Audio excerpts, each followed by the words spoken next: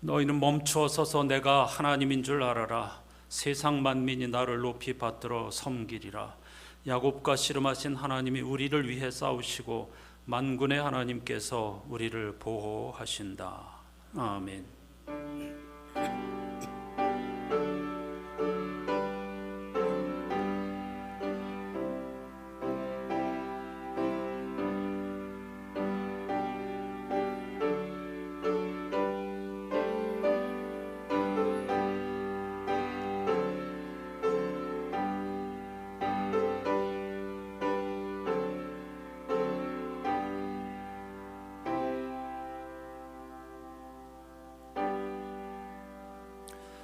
어제나 오늘이나 영원토록 한결같으시며 신실하신 하나님, 멈추어 서서 내가 하나님인 줄 알라는 명령에 따라 한 주간을 시작하는 첫날 일상을 멈추고 하나님을 예배할 수 있게 해주신 것 진심으로 감사드립니다.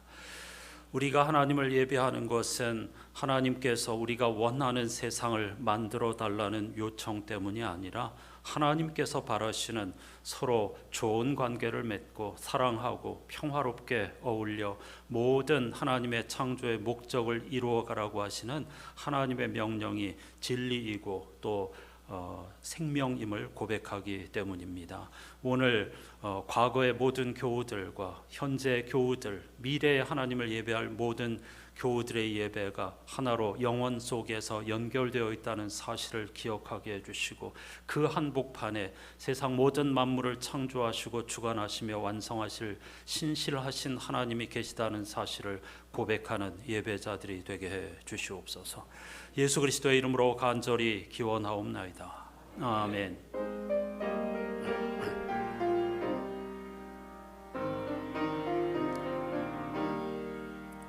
하나님의 말씀으로 이 세상이 창조되니 그는 알파와 오메가 처음이요 끝이시라. 지난 날과 장래일을 모두 주관하시네. 영원토록 영원토록 온 하늘이 찬양하며 천사들도 찬양하네. 만국 백성 경배하며네. 우리의 왕 하나님께 모든 입술 열어 찬양, 목소리를 합하여 영원토록 영원토록.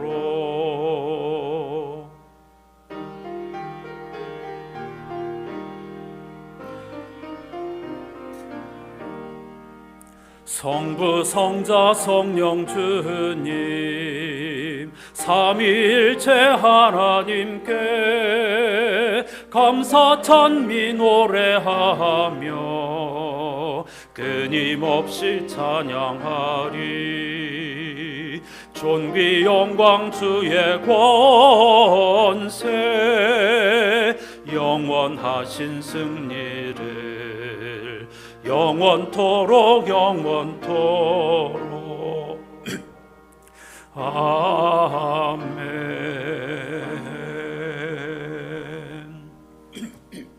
자리에 앉으시기 바랍니다. 주연절 두 번째 주일 공동기도 함께 드리십시다. 세상을 창조하시고 다스리시며 생명과 구원을 선물로 주신 하나님, 당신의 은혜에 감사하며 당신의 영광을 높이 찬송합니다. 우리는 예수 그리스도가 바로 하나님의 임재라는 사실을 믿습니다. 예수 그리스도가 아니었다면 우리가 어떻게 하나님을 경험할 수 있겠습니까? 이 어둠의 시절에도 우리가 희망을 잃지 않을 수 있는 이유는 예수 그리스도가 이 땅에 오셨기 때문입니다. 그 모든 일을 오래전 계획하시고 실행하신 신실하신 하나님께 우리의 현재와 미래의 모든 것을 맡깁니다. 그리고 지금 당신을 찬송합니다. 하나님은 언제 어디서나 우리와 함께 하시는 분이십니다. 우리 어깨에 닿는 햇살도 하나님의 손길이며 죽음의 두려움에 빠져 있는 순간도 영원하신 하나님의 시간임을 믿습니다. 이 세상에 빛으로 오셨고 생명을 완성하기 위해 다시 오실 신실하신 우리 주 예수 그리스도의 이름으로 기도드립니다. 아멘. 이 기도는 우리가 일상에서 신실하신 하나님을 정말 신뢰하느냐 하는 질문을 던져주고 있습니다. 무슨 일을 만나든지 한결같은 사랑으로 우리와 함께 하시는 하나님의 통치 철학을 향하여 삶의 방향을 돌이키게 해달라고 침묵으로 기도하십시다.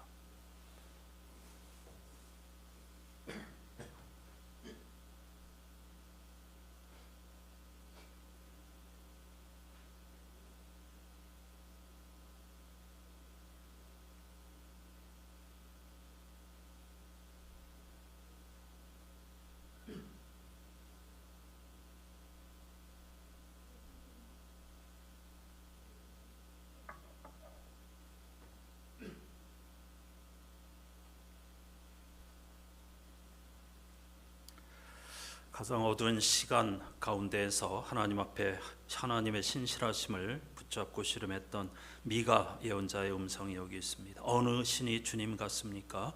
주님은 우리의 잘못을 치워버리십니다. 노여움을 품되 언제까지나 품지는 않으십니다. 오히려 주님은 한결같은 사랑을 즐겨 베푸시는 하나님이십니다. 아멘.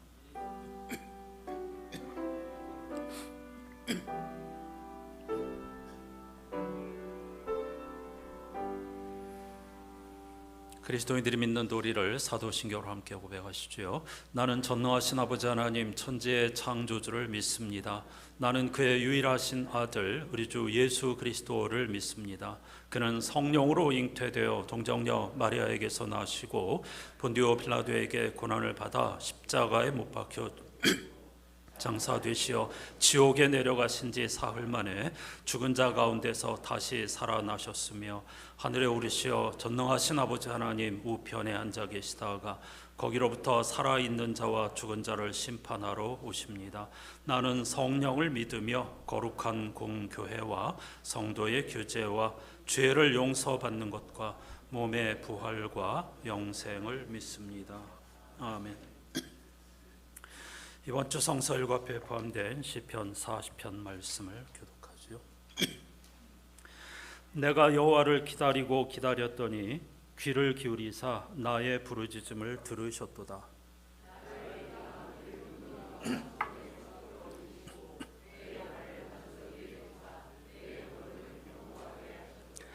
새 노래 곧 우리 하나님께 올릴 찬송을 내 입에 두셨으니 많은 사람이 보고 두려워하여 여호와를 의지하리로다.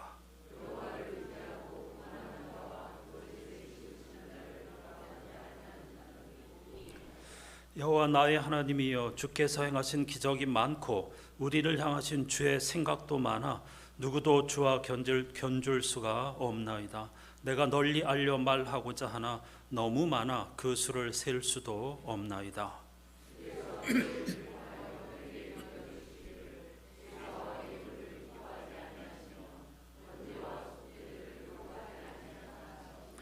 그때에 내가 말하기를 내가 왔나이다. 나를 가리켜 기록한 것이 두루마리 책에 있나이다.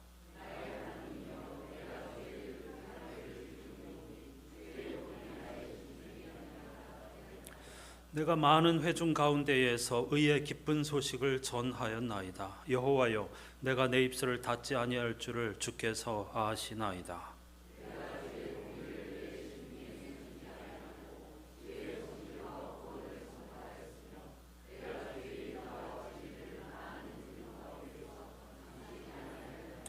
합니다. 여호와여, 주의 긍휼을 내게서 거두지 마시고 주의 인자와 진리로 나를 항상 보호하소서. 아멘.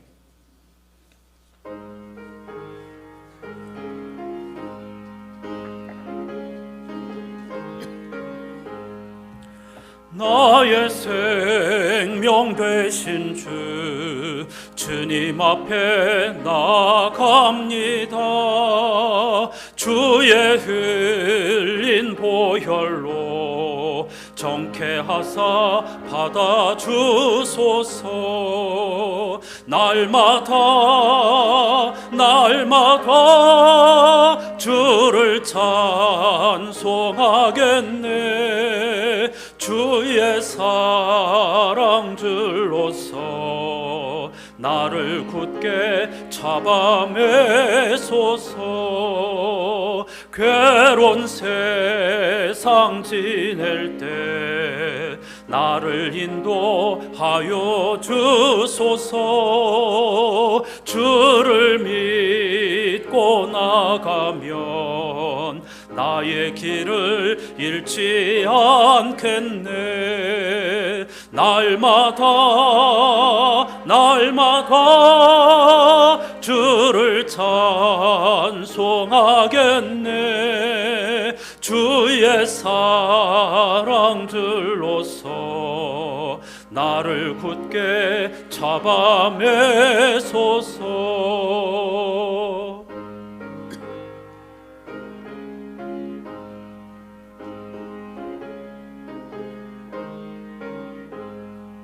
세상 살아갈 때에 주를 더욱 사랑합니다. 밝고 빛난 천국에 나의 영혼 들어가겠네. 날마다 주를 찬송하겠네. 주의 사랑 줄로서 나를 굳게 잡아매소서. 아멘.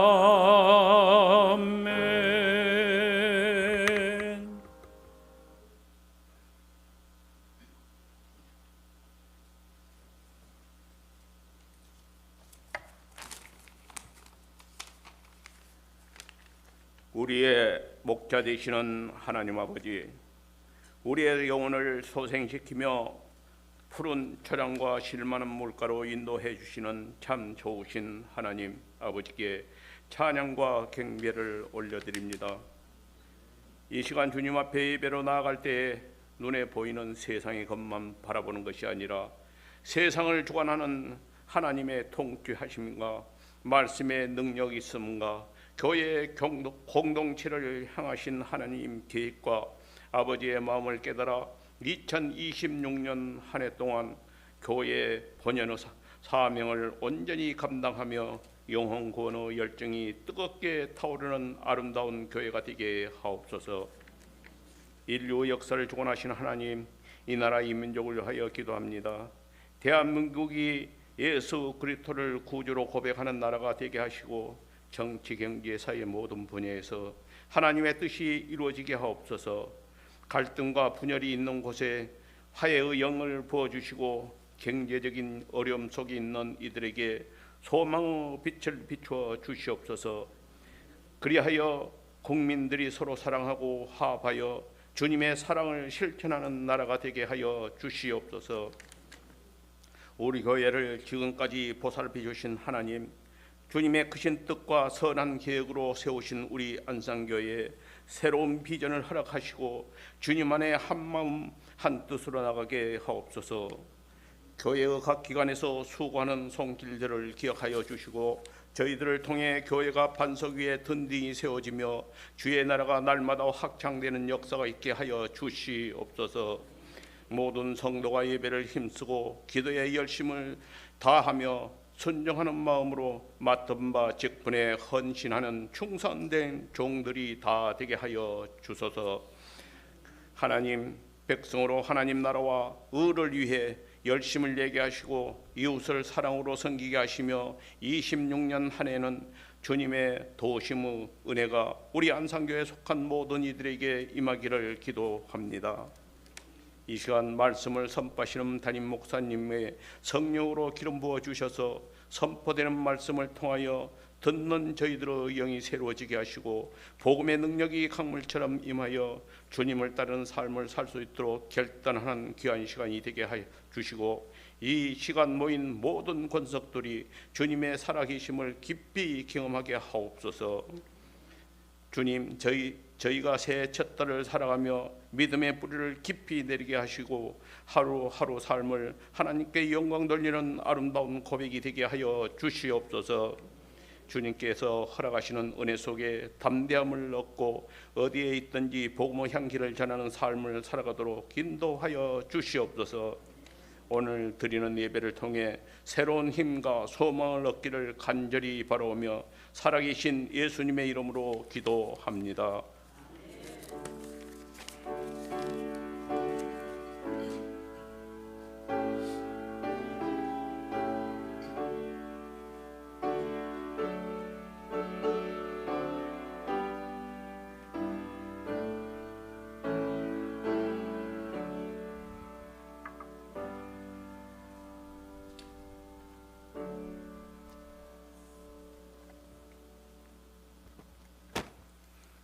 이제 모두 자리에서 일어나셔서 오늘 우리에게 주시는 하나님의 말씀을 경청하겠습니다.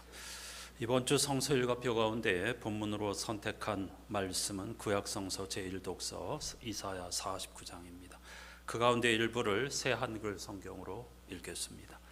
여호와께서 나에게 말씀하셨다. 너는 나의 종이다. 이스라엘아, 너를 통해 내가 영광을 드러내 보이겠다. 여호와께서 말씀하셨습니다. 별일 아니다. 네가 나의 종이 되어 야곱의 지파들을 일으켜 세우는 것은, 또 이스라엘 가운데 보호받은 사람들을 돌아오게 하는 것은, 내가 너를 민족들의 빛으로 삼겠다. 나의 구원이 땅끝까지 이르게 하려는 것이다. 여호와께서 이렇게 말씀하셨습니다. 이스라엘을 되사시는 하나님, 이스라엘을 거룩하신 하나님이 말씀하셨습니다. 사람들에게 얕보이는 이스라엘에게, 민족이 역겨워하는 이스라엘에게, 통치자들의 종인 이스라엘에게 말씀하셨습니다. 함께합니다. 임금들이 보고 일어서며 고위 관리들이 엎드려 절할 것이다. 진실한 여호와 이스라엘의 거룩한 하나님이 너를 골라 뽑았기 때문이다. 아멘. 자리에 앉으시기 바랍니다. 오늘 영상으로 함께할 찬양 성시 시편 40편의 곡을 붙인 찬송입니다. 하나님의 음성을.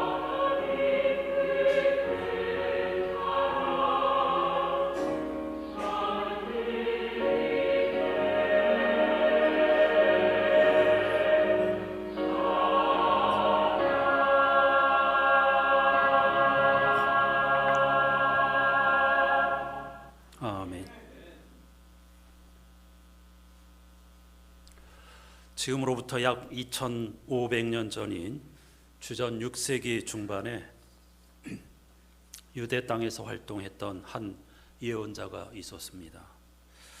유대는 바빌로니아 제국의 침략을 받아 주전 587년에 이미 나라를 잃었습니다. 예루살렘과 성전은 완전히 파괴되었고 많은 귀족들과 지식인들이 바빌로니아 땅으로 잡혀갔죠. 바로 이런 역사적 소용돌이의 한복판에서 하나님으로부터 소명을 받아 말씀을 선포한 무명의 예언자가 있었습니다. 이사야 40장부터 55장까지가 바로 그의 작품이지요. 학자들은 이 사람을 제2 이사야라고 부릅니다. 하지만 보통은 이사야서라는 책에 속해 있기 때문에 편의상 이사야라고 부르지요. 그는 당시 사람들보다 매우 예민한 영혼의 소유자였습니다. 소용돌이치는 역사의 한복판에서 눈에 보이는 역사가 아니고 하나님, 창조자요 구원자이신 하나님의 뜻과 계획이 무엇인지를 꿰뚫어보는 능력이 뛰어난 깨어있는 사람이었다고 할 수 있겠죠. 그런데 그는 자신의 소명을 종이라고 규정하였습니다. 지난 주일에 말씀드렸듯이 이사야서에는 모두 4곳에 이른바 주님의 종의 노래라고 하는 말씀이 담겨 있습니다. 종은 노예가 아니고 히브리 사람들에게 아들 혹은 제자라는 의미가 있다고 했습니다. 영광스러운 표현이지요. 또 다른 측면에서도 종은 결코 부정적인 의미가 아닙니다. 개인의 주권과 자유가 보장된 현대 사회에서는 더욱더 종이라는 단어가 불편하게 들릴 수 있을 겁니다. 하지만 여기서 말하는 종이란 주인이신 하나님을 향한 절대 순종, 절대 의존, 그리고 절대 신뢰를 의미하는 것입니다. 하나님 앞에서 우리는 종이라고 하는 이 고백은 얼마나 중요한 것인지 모릅니다. 하나님을 향한 절대 순종과 절대 의존, 절대 신뢰 대신에 도리어 하나님의 머리 꼭대기에 서서 하나님을 자신의 욕망을 따라 조종하려는 사람들도 많이 있기 때문이죠. 따라서 자신을 주님의 종이라고 고백하는 것은 절대 긍정의 의미입니다. 그는 오늘 본문에서 하나님께서 토기장이처럼 자신을 빚어 만드셨고 하나님의 말씀을 선포하게 하셨다, 이렇게 고백합니다. 그런데 3절에서는 하나님께서 갑자기 그 종을 이스라엘아 이렇게 부르십니다. 제가 조금 전에 성경 봉독할 때도 3절에서 이스라엘아 이렇게 부르고 계시는 걸 볼 수 있지요. 지난주에 제1독서 말씀에서 주님의 종은 이스라엘 민족이라고 말씀드렸습니다. 모두가 다 그런 것이 아닙니다. 문맥에 따라서 다양한 해석이 가능합니다. 오늘 본문 제1독서에서는 종을 이스라엘로 볼 수도 있고 혹은 무명의 예언자 자신으로 볼 수도 있습니다. 실제로 이사야 여러 다른 본문에서는 하나님께서 이스라엘을 선택하셨고 이스라엘을 빚어 만드셨고 이스라엘에게 이름을 지어 주셨다, 이런 고백이 있습니다. 그러면 이 3절에서 말하는 이스라엘 혹은 이 본문에서 말하는 주님의 종이 역시 이스라엘 민족을 말하는 것이겠구나라고 생각할 수 있는데 5절을 보면 종의 사명을 이스라엘이 다시 돌아오게 하는 것이라고 합니다. 그러니까 이게 헷갈리죠. 이스라엘인 것 같기도 하고 아닌 것 같기도 하고 무명의 예언자를 말하는 것 같기도 하고 이스라엘을 말하는 것 같기도 하고 말이죠. 5절에서 말하는 다시 돌아오게 될 이스라엘은 이스라엘 민족, 그러니까 멸망한 이스라엘을 말하는 것이 아니고 남은 자, 하나님께서 역사하실 참된 이스라엘, 진정 하나님을 신뢰하고 하나님께 돌아올 이스라엘을 의미합니다. 오늘날로 말하면 하나님을 진정 신뢰하고 아까 종이라는 표현으로 하나님을 절대 의지하고 절대 신뢰하는 사람 성도들을 바로 돌아오는 자 참 이스라엘이라고 말씀드릴 수가 있겠습니다. 따라서 오늘 본문 이사야 49장에서 말하는 주님의 종은 돌아오는 남은 자 이스라엘과 무명의 예언자 둘 다로 볼 수 있습니다. 이 둘의 경우 모두 자신의 사명을 수행하면서 헛수고만 한다고 느꼈습니다. 사람들에게 얕보이는 이스라엘, 민족이 역겨워하는 이스라엘, 통치자들의 종인 이스라엘이라는 표현이 그것을 우리에게 적실하게 보여주고 있습니다. 이스라엘은 이미 실패했죠. 그래서 이 문장 9절 말씀 그대로 7절 말씀 그대로 사람들에게 이스라엘은 당시에 얕보이는 민족이었고 모든 거대 제국이 역겨워하는 민족이었고 여호와 하나님을 믿는다는 이유로 말이죠. 그리고 그들이 볼 때에는 자신들의 종에 불과한 이스라엘이었습니다. 무명의 예언자도 마찬가지입니다. 그는 하나님의 심판과 회복의 말씀을 선포하였지만은 제국의 통치자들도 이스라엘 백성들도 예언자들을 환영하지 않았습니다. 그의 목소리에 귀 기울이지 않았습니다. 그의 심판의 선포를 역겨워하였고 사람들은 그를 죽이려고 하였고 얕잡아 보았습니다. 이런 상황에 떨어지면 대개 소명을 거두어 드립니다. 내 판단이 잘못되었구나. 역시 제국의 힘, 세상의 권력과 자본의 힘은 결코 한 개인이 저항할 수 없는 것이구나. 약소국은 저항할 수 없는 것이구나. 이렇게 포기하고 내가 잘못 생각했다라고 생각을 거두어드리기 십상입니다. 하지만 예언자는 그렇게 하지 않았습니다. 4절 말씀에 보면은 예언자의 영적 통찰력이 어떤 그 수준인지를 꿰뚫어 볼 수 있습니다.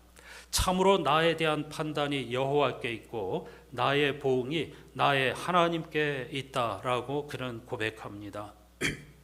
이 고백은 자신의 삶을 하나님께 완전히 일임하였다, 하나님께 완전히 맡겨 놓았다라는 의미입니다. 하지만 우리는 보통 주변 사람들의 판단과 상황에 일희일비합니다. 사람들의 판단에 심지어 자신의 인생까지도 맡기곤 하죠. 하지만 무명의 예언자는 오직 하나님의 판단, 하나님의 정의에 자신의 일생을 맡긴 사람입니다. 따라서 이와 같은 사람은 주변 사람들의 말이나 환경 혹은 스스로 세상에서 이룬 업적으로 부하뇌동하지 않습니다. 이 대목에서 길을 잃으면 안 됩니다. 하나님의 종으로 사는 것이 힘들어도 억지로 참으라는 뜻이 아닙니다. 무명의 예언자는 지금 우리들에게 그런 말을 하는 것이 아닙니다. 예를 들어 교회 봉사만 해도 그렇습니다. 사실은 하기 싫고 힘든데도 억지로 꼭 참으면서 봉사하는 사람들이 있습니다. 물론 그것은 귀한 태도이며 그런 사람들로 인해서 교회가 유익을 얻는 것도 분명합니다. 하지만 그러한 태도는 결코 오래 갈 수 없습니다. 자기도 모르는 사이에 불평불만이 속에서 계속 터져 나오게 됩니다. 다른 사람은 요령을 피우는데 나만 이렇게 고생한다는 생각도 들지요. 그래서 순간순간 은근히 억울한 느낌이 드는 겁니다.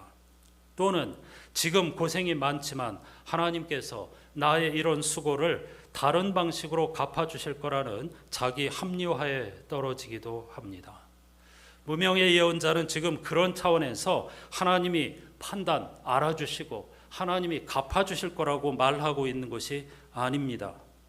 5절 말씀을 보면 그러므로 내가 여호와 보시기에 영화롭게 되었으며 나의 하나님은 나의 힘이 되셨다라고 고백합니다. 나의 하나님은 나의 힘이라고 하는 표현은 아주 실질적인 고백입니다. 나중에 알아주시겠지 그런 뜻이 아닙니다. 예언자는 하나님을 창조주이시며 생명의 근원이시고 세계의 참된 통치자로 믿었기 때문에 바벨론 제국이나 혹은 사람들의 여러 가지 판단으로부터도 자유를 얻을 수 있었던 것입니다. 그리고 자신의 일이 헛수고였고 무익하게 힘을 쏟은 것이었다는 사실, 그것은 사실이었는데 그 현실 앞에서도 흔들리지 않을 수 있었던 것입니다. 하나님만을 절대 의지하는 종이 됨으로써 오히려 삶의 능력을 얻게 되었고 모든 것으로부터 자유를 얻게 되었다는 뜻입니다. 하나님은 그런 그에게 너는 나의 종이다, 이스라엘아, 혹은 무명의 예언자야, 너를 통해 내가 영광을 드러내 보이겠다, 내가 너를 민족들의 빛으로 삼겠다, 나의 구원이 땅끝까지 이르게 하기 위함이다 라고 말씀하셨습니다. 심지어 네가 나의 종이 되어 야곱의 지파들을 일으켜 세우는 것은 별일 아니다. 네가 나의 종이 되어 이스라엘 가운데에 보호받은 사람들을 돌아오게 하는 것은 별일 아니다. 이렇게 말씀하십니다. 그까진 일은 일도 아니라는 겁니다. 굉장히 역설적인 표현이죠. 이스라엘 민족도 실패했습니다. 무명의 예언자도 사람들로부터 조롱을 받고 있고 실패했습니다. 그런데 남은 자 이스라엘과 혹은 하나님만을 신뢰하는 무명의 성도들이 세상 모든 사람들을 하나님께로 돌아오게 하는 것, 그들을 다시 일으켜 세우는 것은 일도 아니다. 이렇게 말씀하십니다. 여러분은 이 선언이 어떻게 들리십니까? 왜 하나님은 이렇게 말씀하시는 것일까요? 헛된 종교적인 희망을 우리에게 불어넣은 것일까요? 그렇지 않습니다. 하나님께서 그건 일도 아니다라고 말씀하시는 이유는 이스라엘이 장차 위대한 대제국을 세워 온 세상을 구원하기 때문이 아닙니다. 이스라엘은 말씀드린 것처럼 이미 멸망했습니다.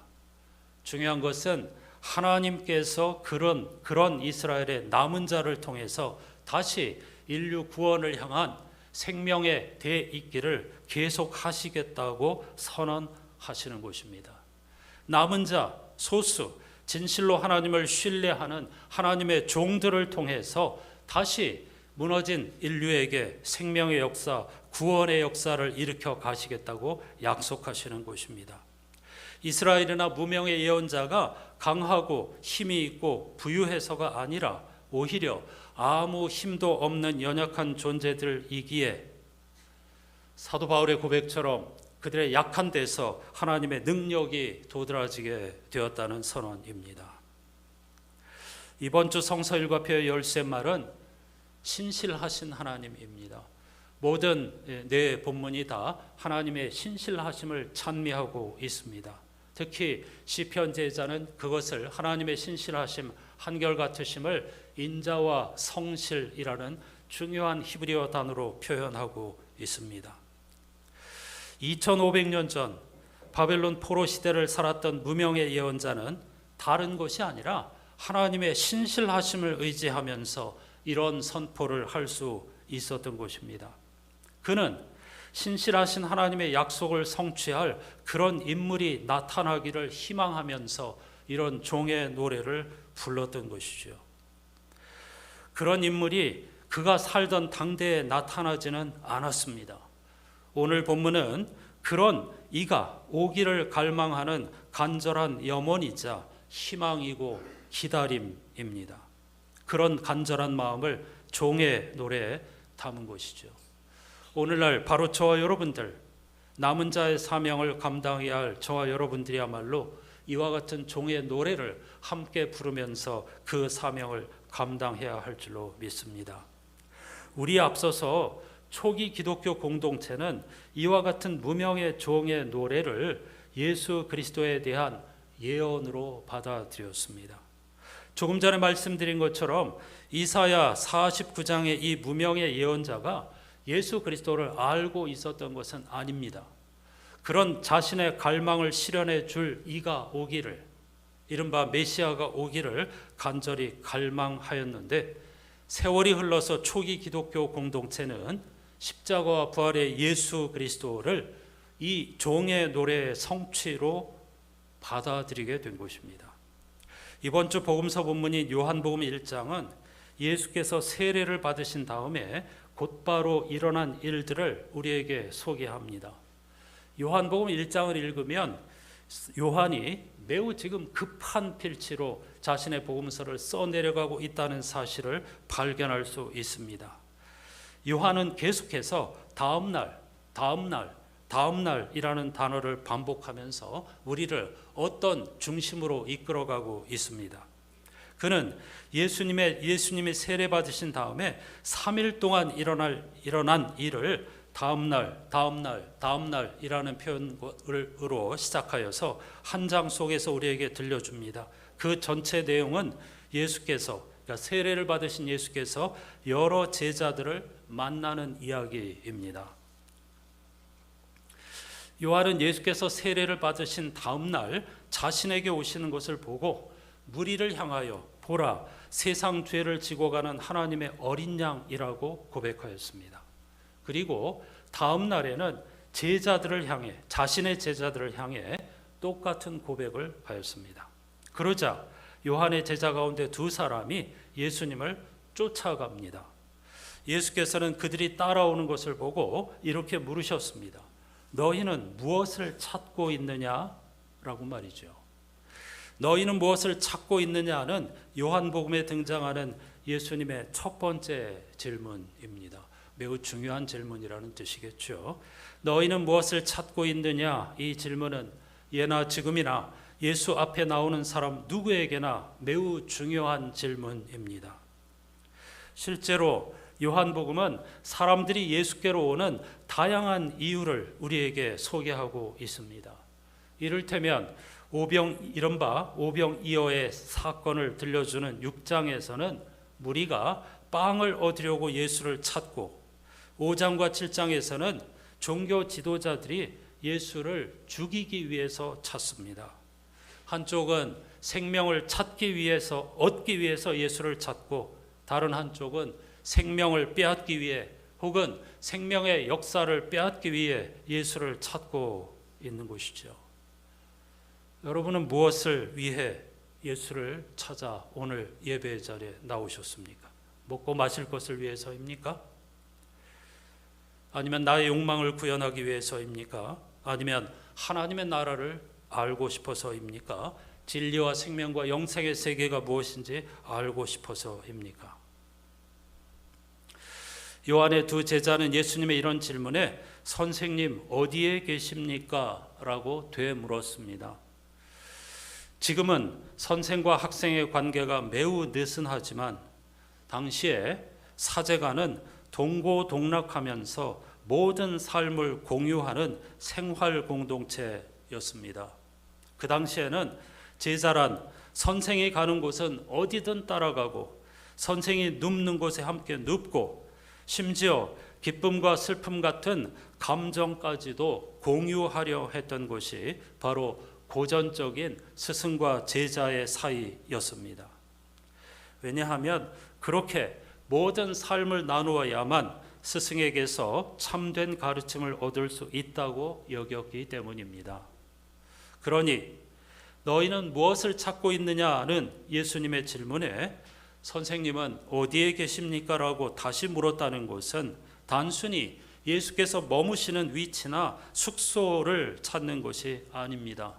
특히 제자들의 질문 가운데에 어디에 머무십니까? 어디에 계십니까? 할 때 사용된 표현은 영원한 거처를 의미하는 단어를 사용하고 있습니다. 따라서 제자들의 질문은 예수님, 주님의 영원한 집은 어디입니까? 당신이 추구하는 영원한 진리는 도대체 무엇인지 우리는 그것을 알고 배우고 싶습니다. 우리는 당신 곁에 영원히 머물며 동행하고 싶습니다. 진리 가운데 살고 싶습니다. 이런 의미입니다. 다시 묻습니다. 여러분은 무엇을 찾아 나오셨습니까? 팀 켈러라고 하는 목사님은 그리스도인들을 향하여 세상을 천국으로 만들지 말라고 권면하였습니다. 혹시 그리스도인의 사명이 이 세상을 천국으로 만드는 것이라고 생각하고 하나님의 나라 천국을 만들기 위해서 여기 오셨다면 세상을 천국으로 만들지 말라는 그의 권면에 귀를 기울이시기를 바랍니다. 우리의 불행은 대개 결핍 때문이 아니라 욕망 때문입니다. 더 정확히 말하면 완전한 안정감, 건강, 흔들리지 않는 관계, 사라지지 않는 성취감 등등 때문에 우리는 끝없는 결핍을 느낍니다. 이 세상은 트럼프 대통령이라 하더라도 미국 제국의 위대한 힘, 권력이라 하더라도 그것을 결코 영구적으로 보장할 능력이 없습니다.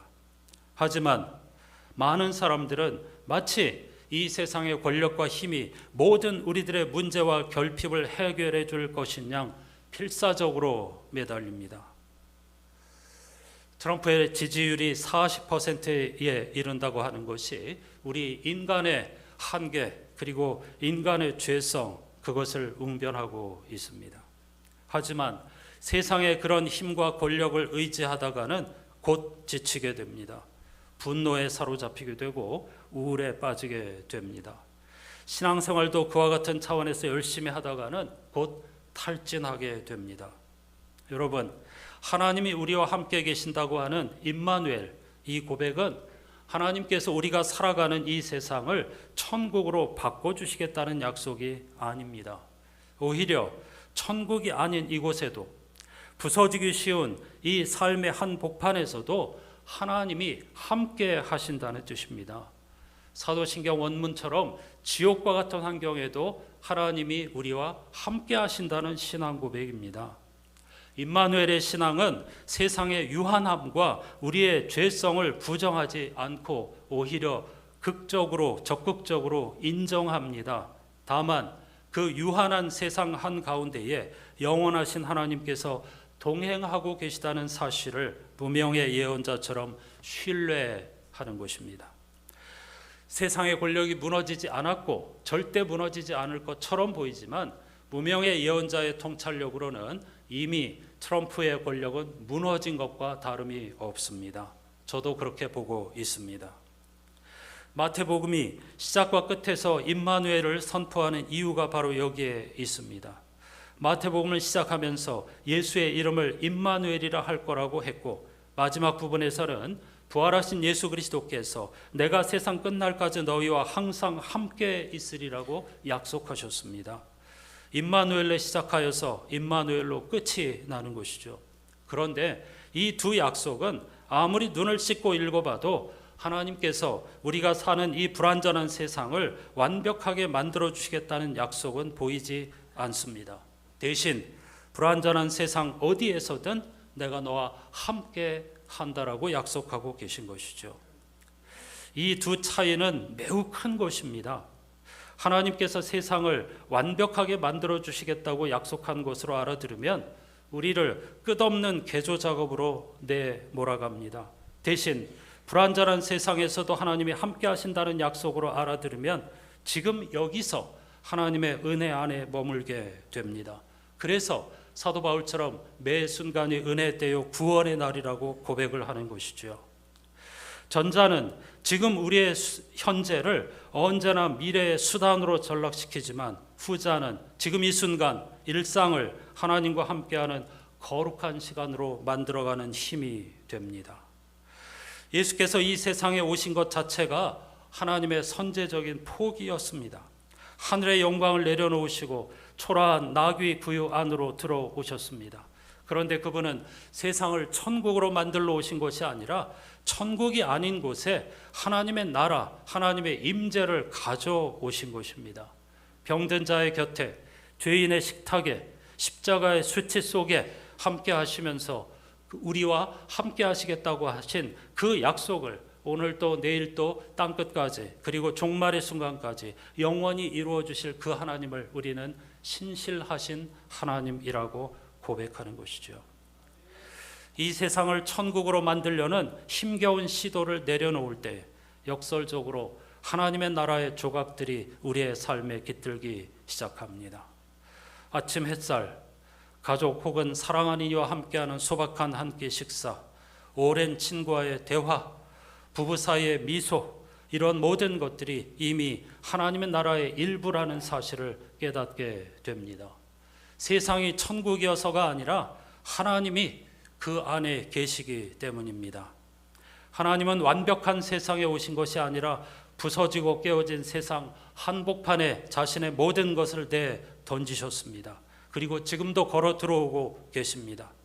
우리가 세상을 천국으로 만들려던 욕망을 내려놓는 순간 우리는 비로소 이 불완전한 세상과 나의 삶이 임마누엘 속에 포함되어 있다는 사실을 깨닫고 자유를 누리게 되겠죠. 그렇다고 세상의 모든 불의에 눈을 감으라는 뜻은 아닙니다. 모든 성서의 가르침에 의하면 그리스도인은 자기 자신을 위해서는 저항하지 않는다 하더라도 고난당하는 이웃을 위해서는 반드시 저항해야 한다고, 그게 하나님의 정의라고 강조합니다. 이른바 고아와 과부를 돌보라는 것, 그것이 바로 하나님의 정의라는 가르침이죠. 따라서 그리스도를 따른다는 것은 세상의 고통에 함께 참여하는 것이고 그 고통을 만들어내는 구조에 저항하는 것입니다.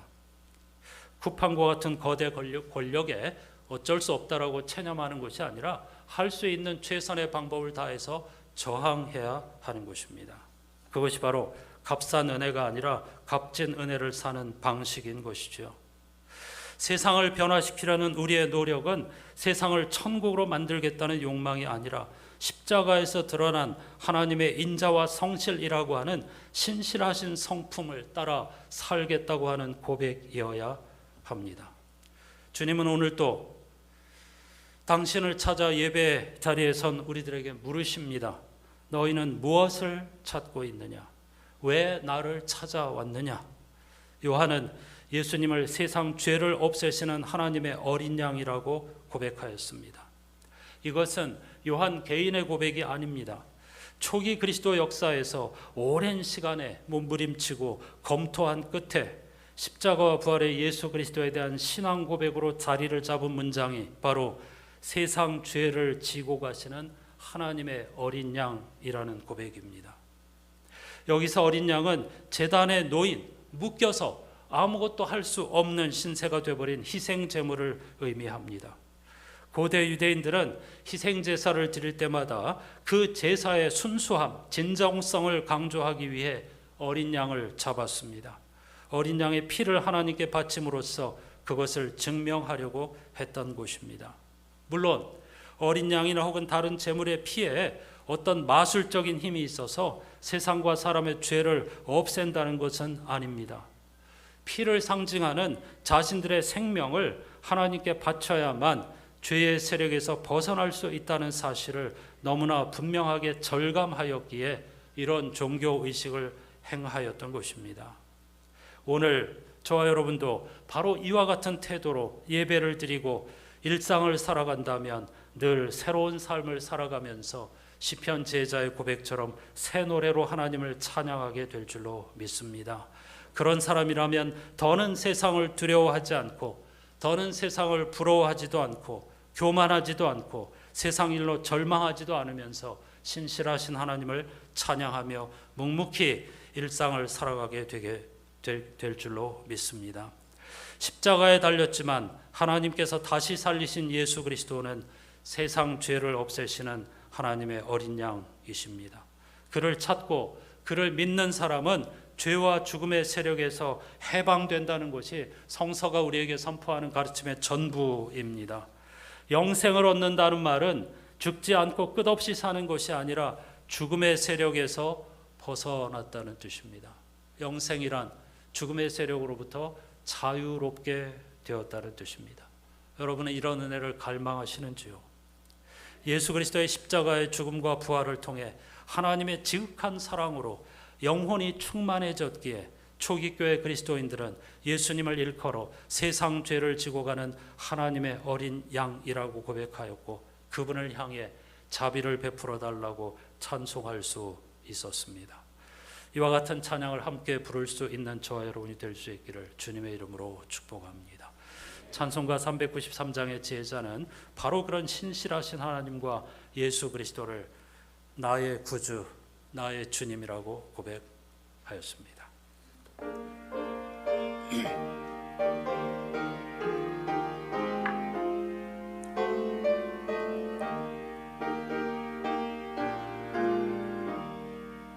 오 오 신실하신 주 내 아버지여, 늘 함께 계시니 두려움없네. 그 사랑 변찮고 날 지키시며 어제나 오늘이 한결같네. 오 신실하신 주, 오 신실하신 주, 날마다 자비를 베푸시며 일용할 모든 것 내려주시니 오 신실하신 주 나의 구주. 봄철과 또 여름 가을과 겨울 해와 달 별들도 다 주의 것. 만물이 주 영광 드러내도다. 신실한 주 사랑 나타내네. 오 신실하신 주, 오 신실하신 주, 날마다 자비를 베푸시며 일용할 모든 것 내려주시니 오 신실하신 주 나의 구주.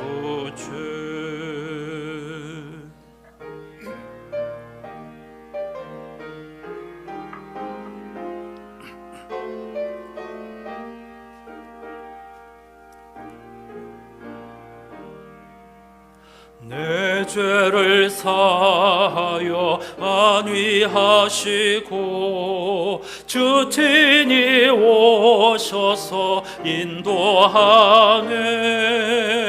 오늘의 힘되고 내일의 소망, 주만이 만복을 내리시네. 오 신실하신 주, 오 신실하신 주, 날마다 자비를 베푸시며 일용할 모든 것 내려주시니 오 신실하신 주 나의 구주.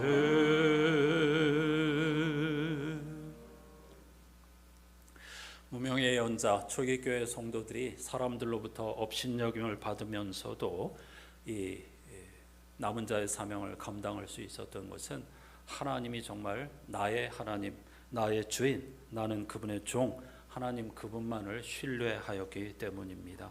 거기서 그는 어떤 평판, 어떤 환난 가운데서도 자유를 누리며 하나님을 노래할 수 있었습니다. 우리 역시 그와 같은 삶을 살 수 있게 해달라고 다 같이 간절한 마음으로 기도하십시다. 하나님 아버지 감사합니다. 주연절 두 번째 주간 2500년 전 한 무명의 예언자의 노래 찬양 소리를 우리가 듣게 됩니다. 수천 년 전 우리와 아무런 관계없는 찬송 소리가 아니라 우리의 영혼 깊은 곳에서 울려 퍼지는 찬송이 되게 해 주시기를 원합니다. 그는 실패한 것처럼 보였습니다. 사람들이 그의 외침에 귀를 기울이지 않았습니다. 이스라엘 민족으로 보아도 그들은 철저히 실패하고 망한 민족이었습니다. 그런데 하나님께서 그들 가운데에 정말로 남은 자를 다시 돌아오게 하시고 그들을 통하여서 인류 가운데서 계속 제국의 힘이 아니라 하나님의 생명의 힘, 생명의 기운으로 그것을 완성하시겠다고 약속해 주셨습니다. 무명의 예언자는 이 세상 사람들의 평판이나 세상 권력을 두려워하고 의지한 것이 아니라 신실하신 하나님의 약속의 말씀을 의지하면서 그러한 일을 마침내 실현해 줄 메시아를 기다리며 종의 노래를 불렀습니다. 신실하신 하나님께서는 2000년 전 예수 그리스도를 보내주셔서 그의 십자가 부활로 말미암아 그를 세상 죄를 지고 가는, 세상 죄를 지워버리는 어린 양으로 인정하여 주셨고 그를 죽음으로부터 일으켜 세워주셨기에 초기 교회 성도들은 십자가에서 죽으시고 부활하신 예수 그리스도를 세상 죄를 지고 가는, 다시 말하면 우리를 생명, 영생에 인도하는 참된 하나님의 종이라는 사실을 깨닫고 고백하였습니다. 또다시 2000년이 흐른 오늘 우리들 과연 무엇을 찾기 위하여 하나님 앞에 나와 예배드리고 있는지. 영생은 죽음의 세력으로부터 자유를 누리는 것입니다. 두려워하지 않는 것입니다. 그런 영생을 얻은 성도로서 하나님께서 허락하시는 날까지 우리의 거룩하고 복되고 향기로운 사명을 끝까지 감당하는 우리들이 되게 해 주시옵소서.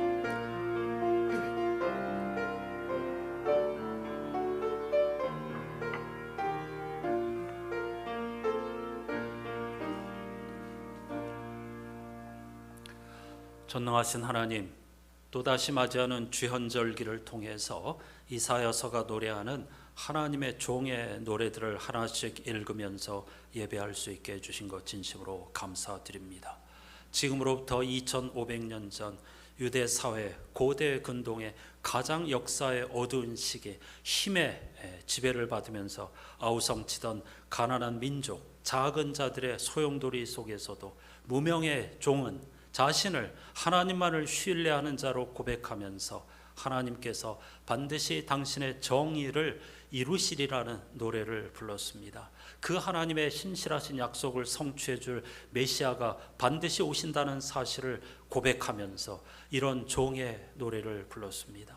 하나님께서는 고통받는 자들의 아우성과 그리고 눈물의 탄식 소리를 외면할 수 없으셔서 2000년 전에 친히 나귀의 구유에 임재하심으로 우리와 똑같은 사람이 되셨고 로마 제국과 유대 종교 당국의 박해를 피하지 않으시고 십자가에서 죽으셨습니다. 그것은 죽음의 한복판에서도 그리고 지옥에서도 하나님의 우리를 포기하지 않으시고 함께 하신다는 선언 그 자체였습니다. 하나님은 예수 그리스도를 죽은 자 가운데서 다시 일으켜 세워주셔서 잠자는 자들의 첫 열매가 되게 하셨고 초기 교회 성도들은 로마 제국의 거대한 압제와 핍박과 박해의 한복판에서도 십자가에서 죽으시고 부활하신 예수께서 세상 죄를 지고 가는, 다시 말하면 우리를 생명 충만의 세계로 인도하는 하나님의 어린 양이었다는 사실을 고백하였습니다. 또다시 2000년이 흘러 오늘 우리는 주일을 맞아 하나님 앞에 나왔습니다.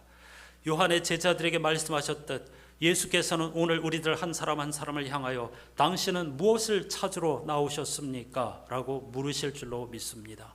우리는 과연 무엇을 위해 주님 앞에 나왔는지 스스로 겸허히 돌아보며 대답하는 우리가 되게 해 주시옵소서. 지금은 바벨론 제국, 로마 제국처럼 거대한 미국이 힘과 권력과 무기의 힘으로 온 세상을 공포에 빠뜨리고 절대 권력으로 군림하고 있습니다. 이럴 때에 성도인 우리들 한 사람 한 사람에게 필요한 것은 바로 2500년 전 무명의 예언자의 통찰력이며 초기 교회 성도들의 믿음의 고백 통찰력이어야 할 줄로 믿습니다.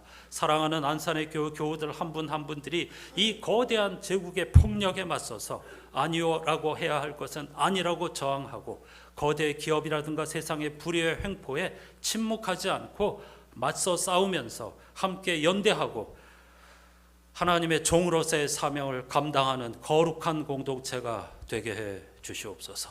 예수 그리스도의 이름으로 간절히 기도하옵나이다. 아멘.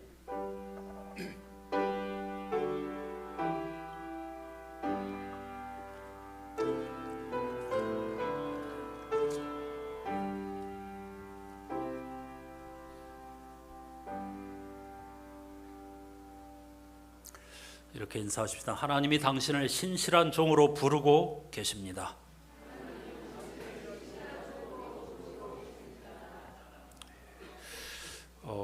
사실 이 성서 일과표 엄청난 말씀들을 네 본문을 한 주의 짧은 시간에 토파본다고 하는 것은 불가능에 가까운 일입니다. 따라서 어떨 때는 매우 막막하고 어렵게 느껴지기도 하지만 제가 조금 전에 드린 기도로 그걸 다 요약해 드렸습니다. 지금 우리에게 필요한 것, 바벨론 제국처럼 로마 제국처럼 지금은 미국이라고 하는 거대한 국가가 힘으로 온 세계를 억압하고 있습니다. 그건 하나님의 뜻이 아니고 진리가 아닙니다. 이럴 때 우리 성도들이 어떤 영성으로 살아가야 할 것인가를 이번 주 성서일과표가 우리에게 들려주고 있습니다. 기죽지 마시고 한 사람의 깨어있는 주님의 종으로서 하나님의 신실하심을 신뢰하면서 매 순간을 은혜와 구원의 날로 살아가는 저와 여러분 될 수 있기를 주님의 이름으로 축복합니다.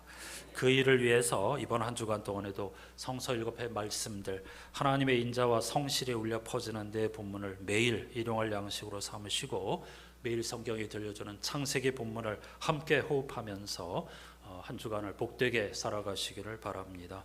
우리 지금 메시지 성서 필사를 창세기하고 있는데요, 이번 주간에 우리가 필사하고 있는 부분과 만나게 됩니다. 이 모든 것들이 다 매우 기쁘고 감사한 일이라고 저는 생각하는데요, 소돔과 고모라 이야기를 지금 필사하기 시작하였습니다. 그 과정을 수요 기도회와 새벽 기도 시간에 또 함께 나누게 될 것입니다.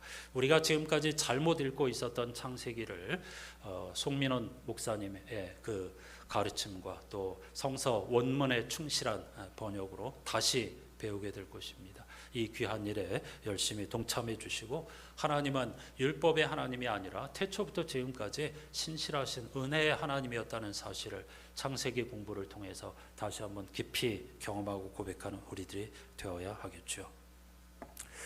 예배 후에 구역장 잠시 소예배실에서 모여주시기를 바랍니다. 오늘은 섬김주일입니다. 남녀선교회 회의로만 끝나지 마시고 한 해 동안 어떤 하나님이 기뻐하시는 일을 할 수 있을까, 지금 반찬 봉사하시는 일도 하고 있는데 그런 일들을 찾아서 실천해 주시면 좋겠습니다. 셋째 주일은 그런 주일로 한번 지혜와 힘을 모아 보시고요, 넷째 주일은 구역별 모임을 올해부터 새로운 방식으로 갖게 될 것입니다. 교회 안에 서로 다른 장소, 독립된 장소에서 함께 모여서 기도하고 또 특히 노년의 삶에 대해서 생각하게 될 것입니다. 사실은 예결산할 때에 이 구역 예배에서 아주 작은 간식비라도 편성하려고 했지만은 사정이 여의치 않아서 결국 못하게 되었고, 그곳에 있던 권사님들 여러분들도 그건 구역 안에서 자체적으로 해결해 보겠다고 말씀해 주셔서 그렇게 했습니다. 그런데 첫 번째 구역 예배를 드리는 다음 주일은 여러분들에게 김밥을 제공하겠습니다. 어떤 한 가정에서 감사한 일이 있어서 식사 제공을 하기로 하였습니다. 그러니까 다음 주 구역 예배 때는 따로 간식 준비 안 하셔도 된다는 뜻입니다. 제공된 간식을 가지고 구역별 장소, 다음 주에 주보에 실을 겁니다. 구역별 장소를요, 매달 달라집니다. 순회하면서 모이게 될 것인데요, 물론 가정으로 가서 모이셔도 되고요. 그래서 간략하게 다시 말씀드리고 완성된 주소록을 구역장들께 배부하려고 합니다. 소예배실에서 잠깐 모여주시면 감사하겠습니다. 이번 주 금요일과 토요일 청소년부 겨울 수련회가 있습니다. 방학에도 쉬지 못하기 때문에 꽤 여러 해 동안에 수련회를 모이지 못했는데 이번에 어렵게 1박 2일로 우리 청소년부가 수련회를 갖게 되었습니다. 축복해 주시고 간절히 기도해 주시면 감사하겠습니다. 다 같이 자리에서 일어나셔서 찬양하시겠습니다.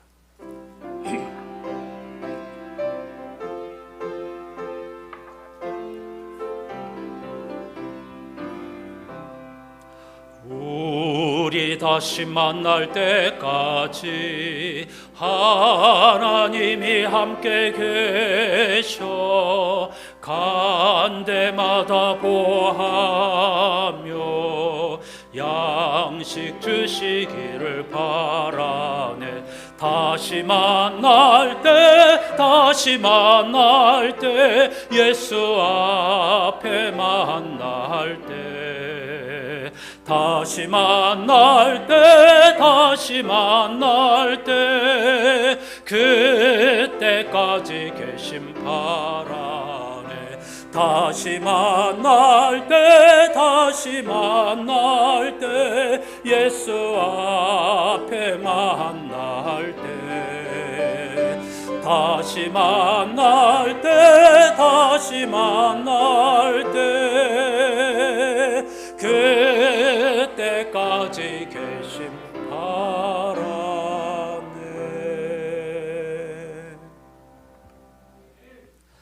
하나님께서 여러분에게 복을 내리시고 여러분을 지켜주시기를, 하나님께서 여러분에게 미소 지으시고 은혜 베푸시기를, 하나님께서 여러분의 얼굴에서 눈을 떼지 않으시고 여러분을 형통케 해주시기를 빕니다. 우리 구주 예수 그리스도의 은혜와 하나님 아버지의 사랑과 성령님의 말로 닿을 수 없는 탄식과 교제가 고대 근동의 혼돈, 그리고 초기 교회 로마 제국의 압제 속에서도 하나님의 신실하심을 의지하면서 남은 자, 작은 자, 주님의 종의 사명을 감당하였던 무명의 예언자, 초기 그리스도인들의 분투와 그 아름다운 믿음의 자체를 본받아 오늘날도 제국과 권력과 기업의 횡포에 맞서서 하나님의 신실하심을 증언하는 삶을 살기로 다짐하는 모든 이들의 인생 가운데에 이번 한 주간의 삶 속에 매 순간순간마다 항상 함께해 주시옵기를 간절히 축원하옵나이다. 아멘.